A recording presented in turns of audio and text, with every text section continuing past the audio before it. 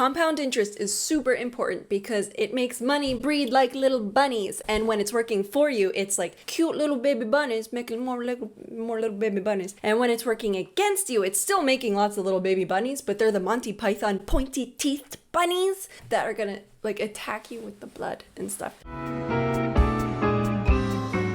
Watch today's video if you don't understand how compound interest works, but like it'll be interesting, I promise. And nothing more than 4th grade math. Like, look, you're an adult. You totally got this stuff. Totally got it.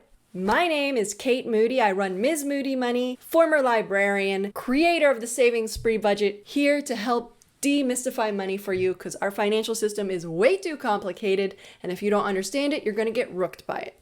Interest is simply the fee for borrowing money.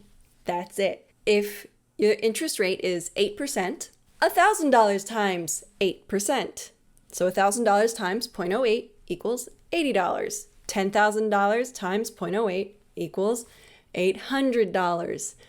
Interest is the fee for borrowing money. That's it. Now, sure. Banks could say, on January 1st, here's $1,000. We're going to charge you 8%. So on December 31st, please bring us back $1,080. They could do that. It is possible.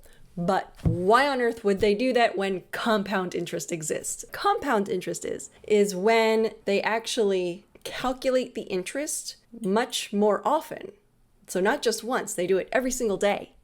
And every single day they add that little bit onto the original amount you borrow, so that they're always calculating interest using the new number, the higher number. Let me explain. If you borrow $1,000 at an annual percentage rate, APR, annual percentage rate of 8%, what that means is they divide 8% by 365, which is 0.022%. And every single day, they multiply whatever you owe by 0.022% and add that to the amount that was there. Yeah, to the principal. It's called the principal. I didn't really want to use that word. You guys got this. You totally got this. You're adults. I can use big words like that. So January 1st, you owe them $1,000. January 2nd, they say $1,000 times 0.022%, so 0.00022, equals 22 cents. January 3rd, they say, okay, we're going to calculate the new balance. And we're not starting with 1,000. It's $1,000, 22 cents times 0.022%. You see that? And so every day, 22 cents gets added onto that original $1,000 until enough has been accrued where actually now when you figure out the daily interest rate, it's 23 cents. Until enough of that accrues where it now is 24 cents. So at the end of the year, you don't owe $1,080. You owe $1,083.28. That is compound interest. And here it doesn't seem like very much, right? You're like, what's the big deal? I owed $80, now I owe 83. Who cares? It's $3. It's deceptive, of course. That was just $1,000 for 1 year.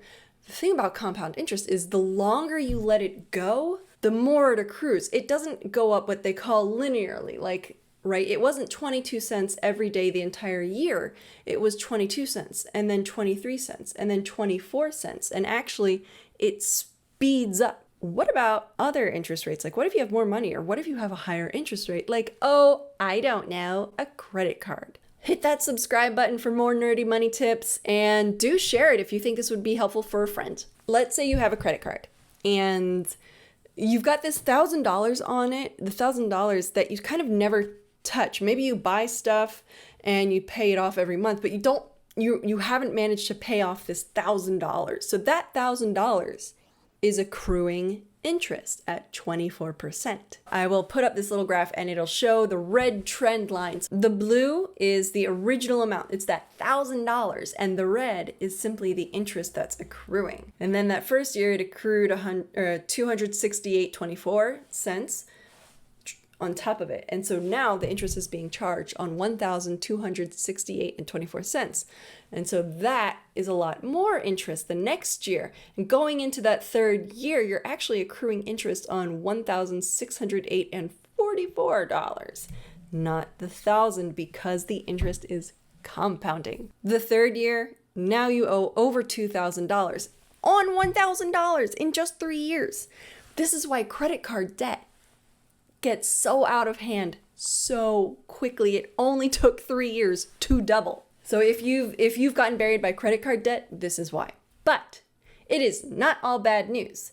With compound interest, yes, it can be the evil pointy-teethed bunny that will make you spend a whole lot more money. If you understand compound interest, you can make a lot of money. Let's say you invest your money. And side rant, there used to be a time when you could expect to earn anywhere between 6 and 12% in a savings account.